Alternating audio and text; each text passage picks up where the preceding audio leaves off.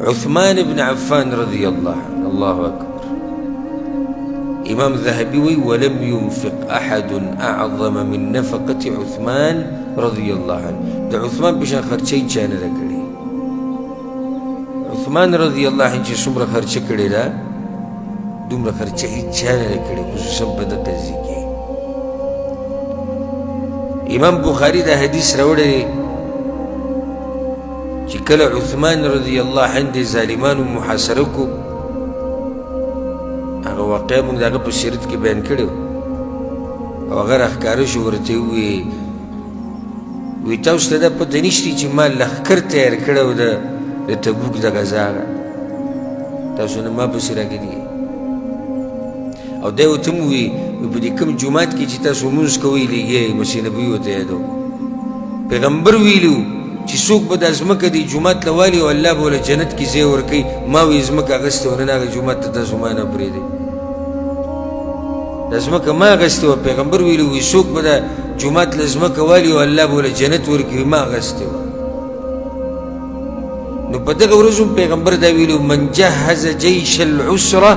فله الجنه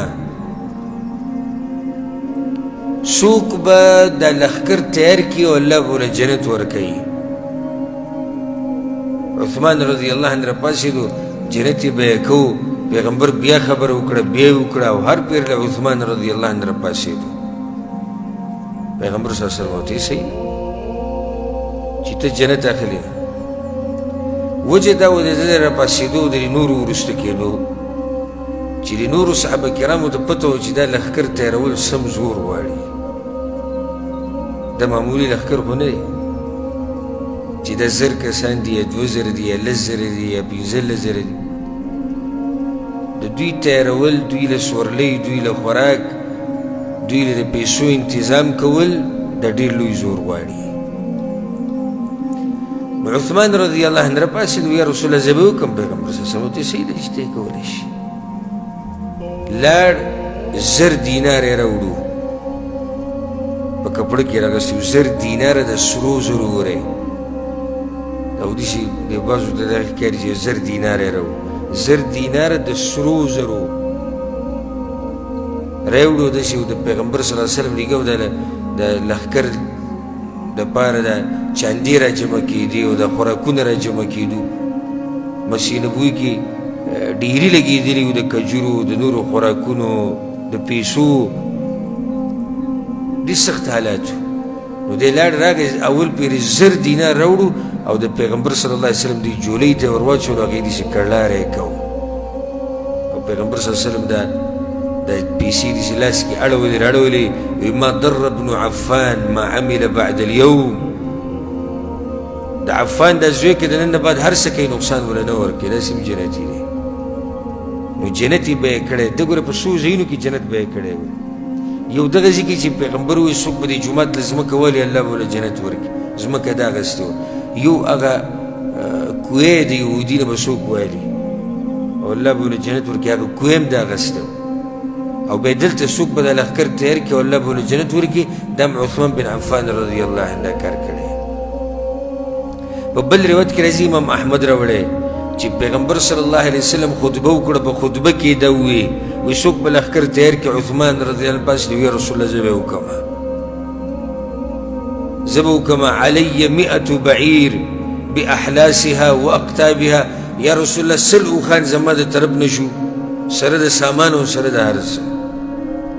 بیا پیغمبر خبره وکړه وی لښکر به څوک تیار کړي عثمان پاڅېد وی یا رسول الله علی 100 اخرى باحلاسها واقتابها یا رسول الله 100 اوښان نور زما د طرف نه سره د سامان او سره د هر څه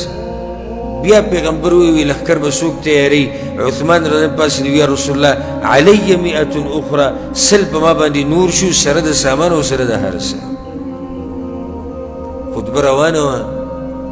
او په دې کې بیا شور شو بهر لکه څوک چې څه راوړي څه شی راوړي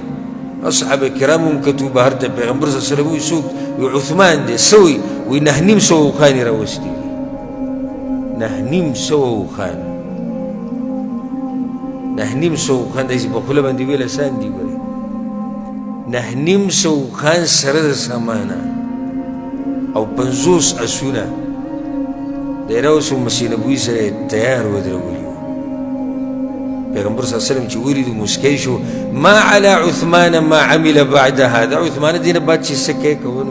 اسیم ته جنت ګټلې ولی دومره سخت وخت کې تا د مسلمانانو مرسته کړې